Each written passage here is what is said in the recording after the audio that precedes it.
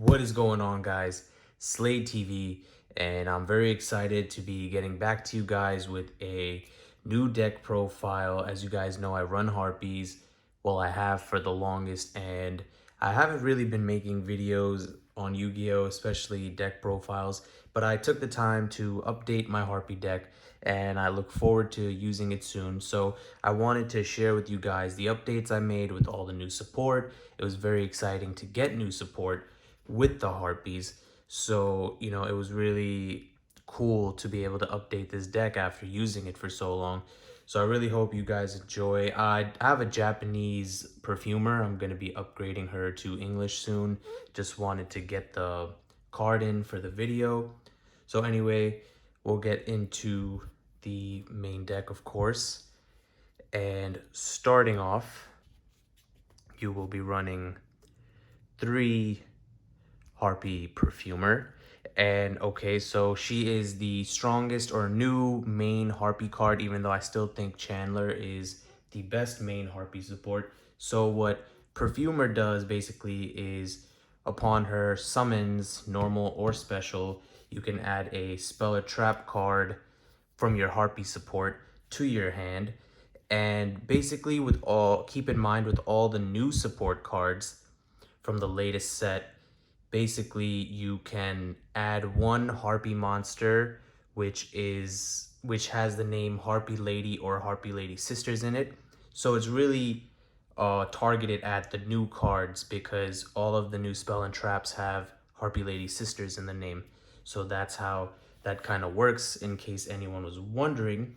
So that's basically what she does on normal summon, and of course, as all Harpies, when she is on the field or graveyard, her name is treated as just Harpie Lady.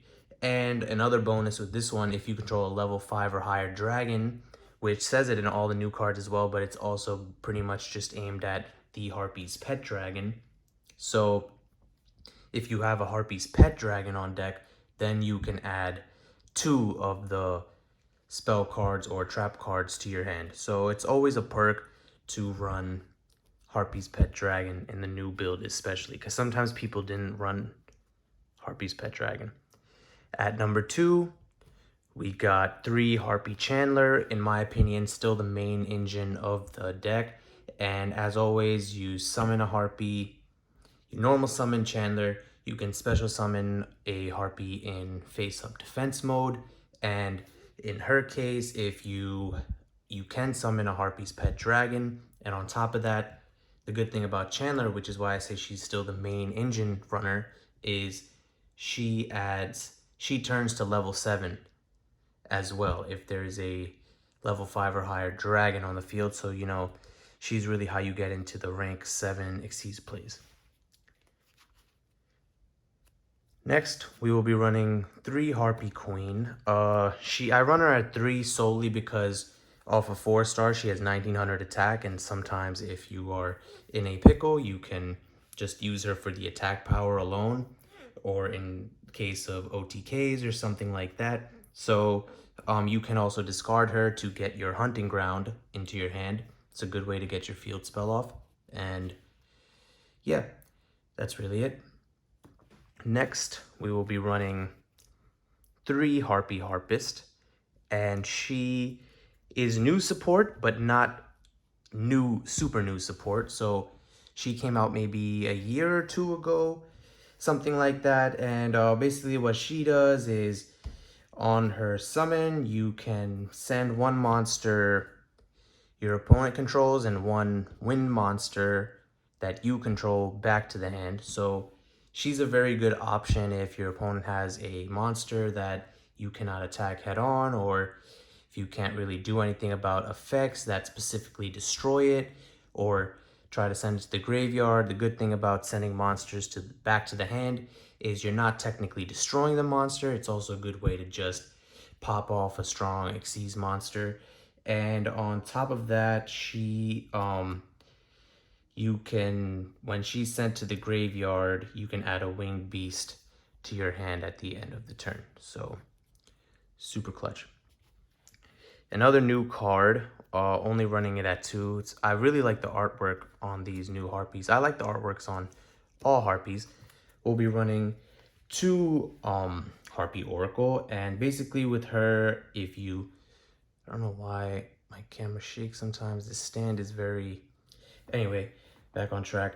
So when you special summon her, and if you control a pet dragon, basically level 5 or higher dragon, you can add a spell or trap card to your hand. And basically it's the same technicality, the Harpie Lady Sisters, really targeted towards the newer cards.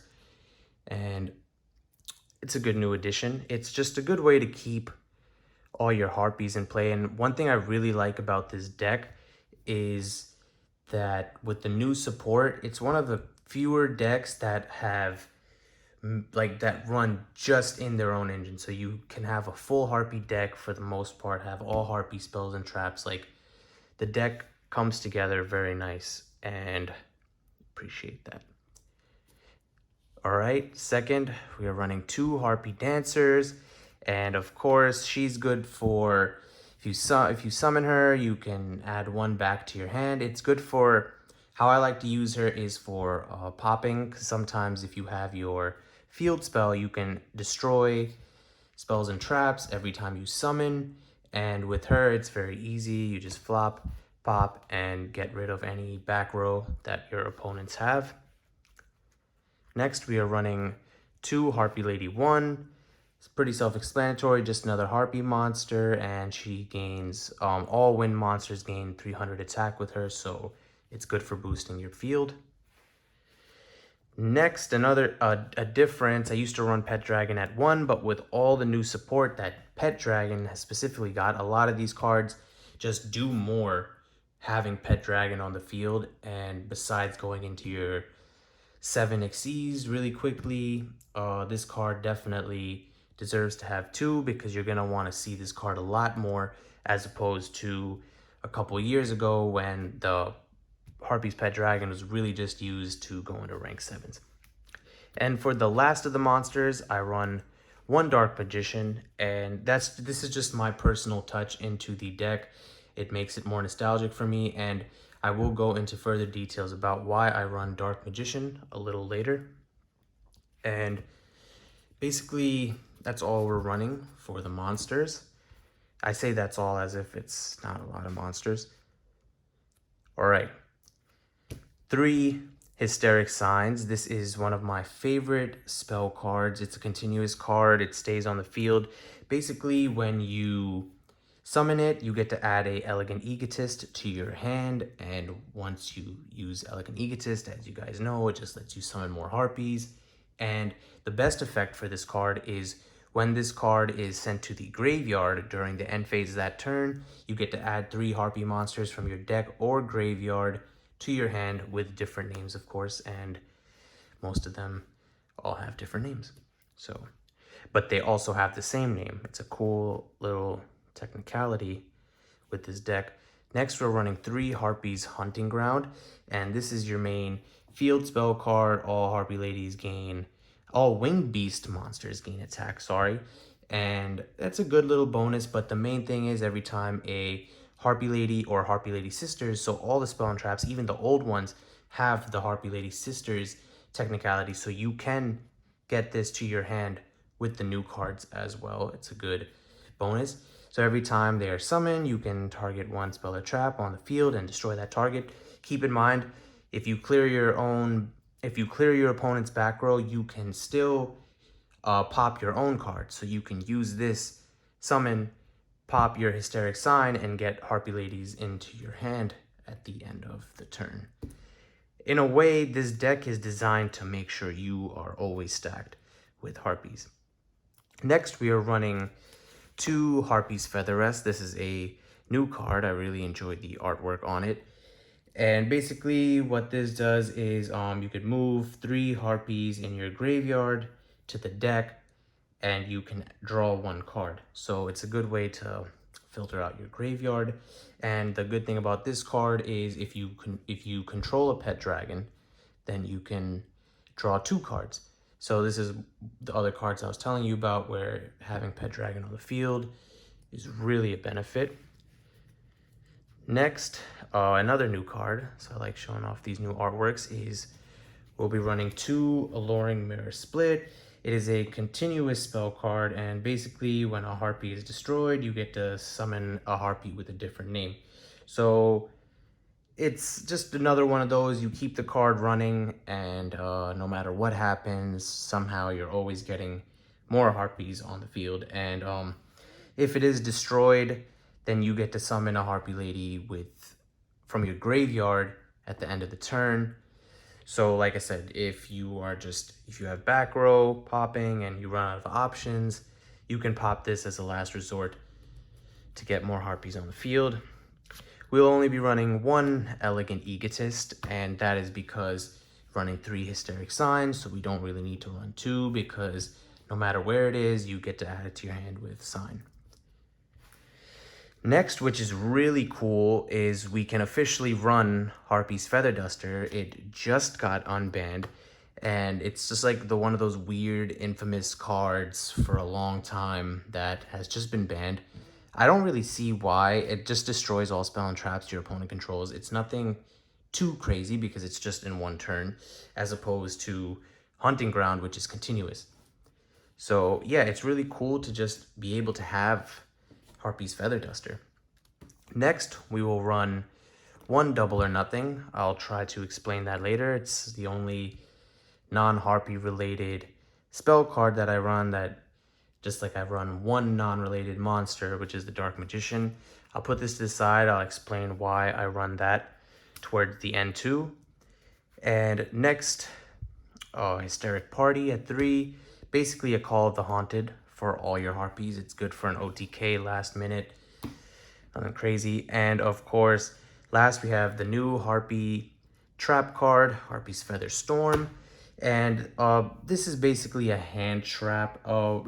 It's pretty rare to see a hand trap for Harpies, which is crazy. But yeah, with Harpies on the field, you get to negate monster effects, and that's pretty self-explanatory.